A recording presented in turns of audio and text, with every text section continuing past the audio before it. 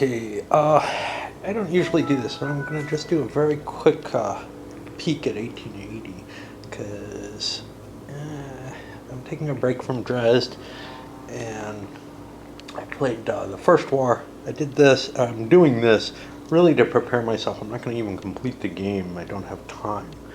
But I'm going to give a few overviews. Don't worry, there will eventually be a real coverage of this game. Of some of the neat systems that are in play on this one.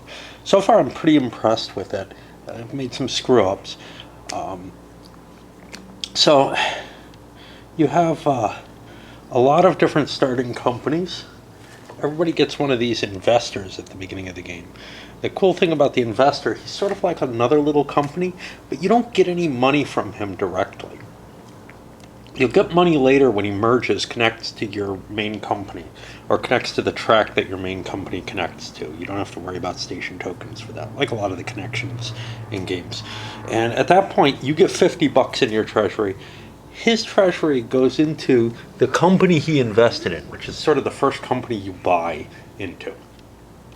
Or you can take 20% of that money and just kind of bilk the company and throw the rest into here. You probably want to put the money into the company treasury though, unless something very weird's going on, because it's hard to get money into your company treasury without swallowing. But swallowing isn't necessarily that difficult. Some of the other little weird things here. Turn order is based entirely on your par value. It's not really a par value, it's your starting value. Because there's no bank pool in this. There's just the bank, which holds and trades shares at current value. You got a bunch of different kind of trains, plus trains. You've got these E trains, which I believe are skip trains. If I recall correctly, I haven't gotten to them yet. Eventually, you get a bunch of 2 trains that once were rusted, they come back, but they can't be your sole train. They take up space in sole train. They take up space in your portfolio, though, or in your company rail portfolio. But they're kind of a cheaper way, although I think they're more expensive than they start out. They start out as only $100. I think they're 2, maybe 300. I'm not sure. But a cheaper way to hit big cities a couple of times. Those are usually pretty easy to calculate, so I don't mind lots of extra trains when some of them are kind of little ones like that. When you start a company, when you capitalize it, when you first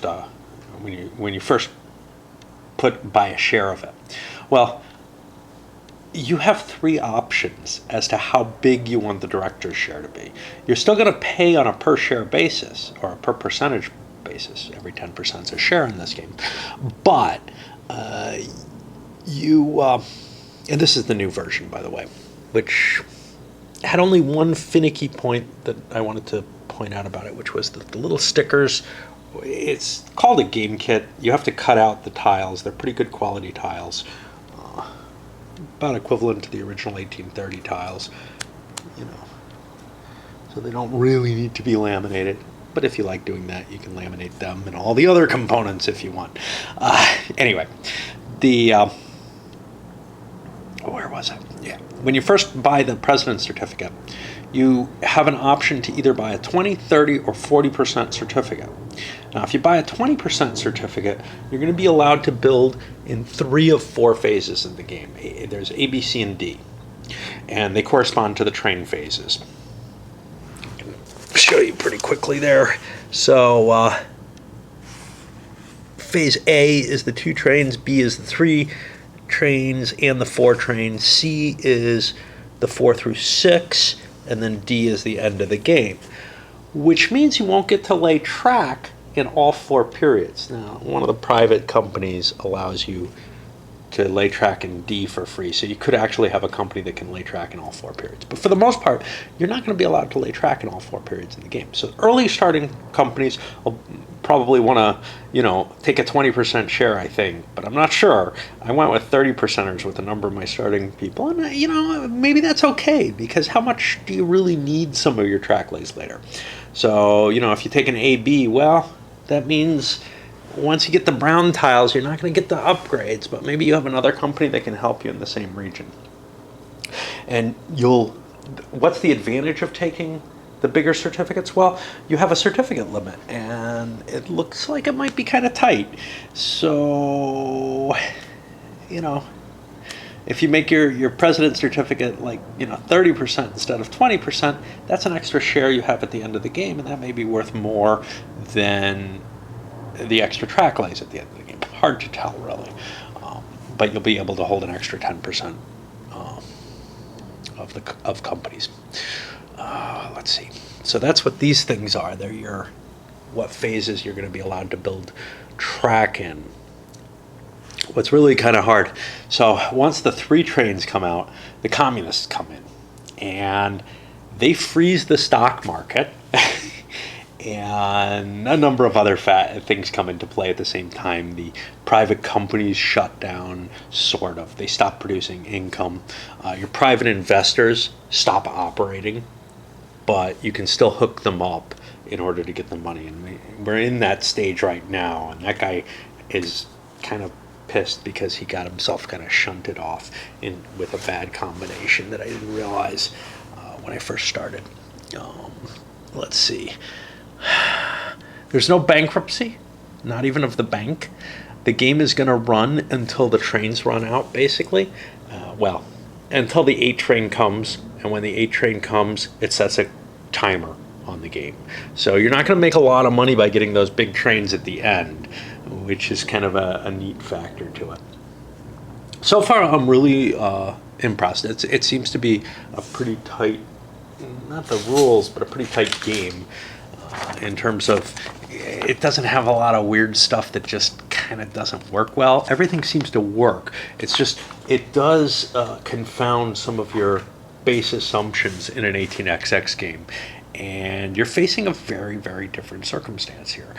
You don't know how many, how big a presidency to float right off the bat. Later in the game, once the communists take over, you can swallow without it affecting you. You can sell stocks, and it doesn't hurt the stock market value. Oh, there's another thing. These stock market values, they have little bonuses on them. So you'd add a 5 per share bonus to your run if you're in that region. If you get into the bigger regions, you can get more. And I'm kind of pissed because some people could have perhaps made it further. It's pretty tough. I don't know. Anyway, it's got a lot of little things like, past earnings track, stuff like that that's useful.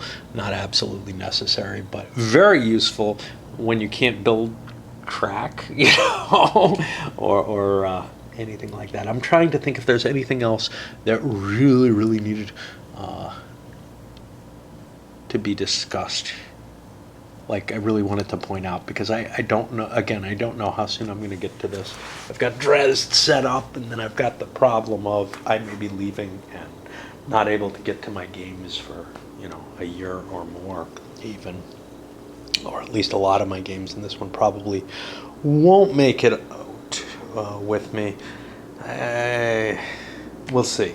But basically, it's very unlikely I'm going to bring many, if any, XX games with me, although I love them.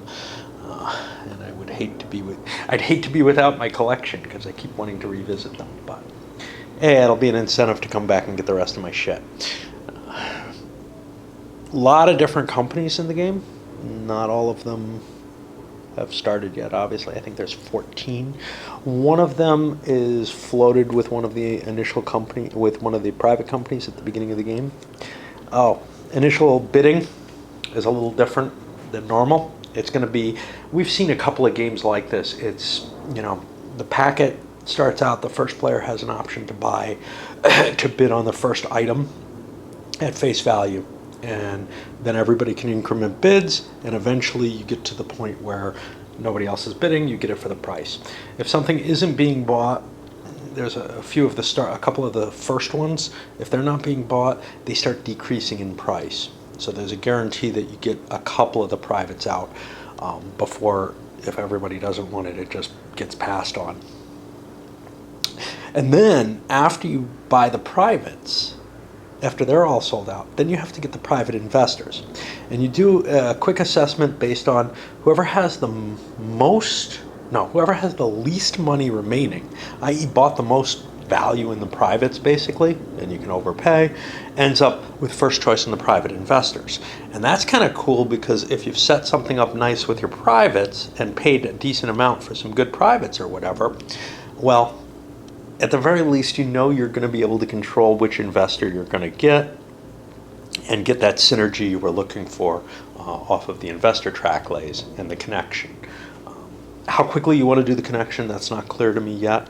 You certainly don't want to get stuck like this guy where your private's not doing you any good, but we had some that fell very, very quickly, and that may not be optimal either because you lose this extra track lay. Throughout most of the game, you get 2 track lays, 2 yellow track lays, or 1 upgrade. The government railway, which is this BCR, that's the one that comes with a private, ends up always getting 2 track lays, even in that early stage, which is really impressive. They can carve out their territory pretty nicely.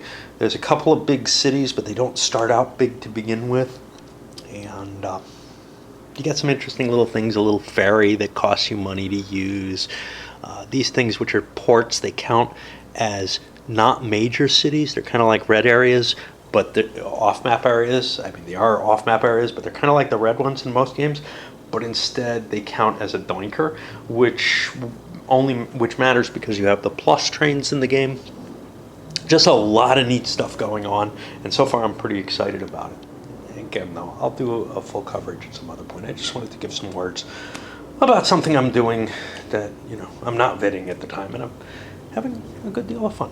It was necessarily going to be incomplete, but there were a couple of big things I missed in my brief overview, and I want to catch those.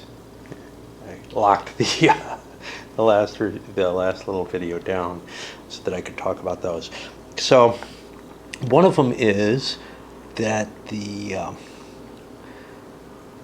so like I explained, you have the par values here, but one weird little corollary of that is that you, in conjunction with some other things, is that the stock rounds don't happen in a normal cycle.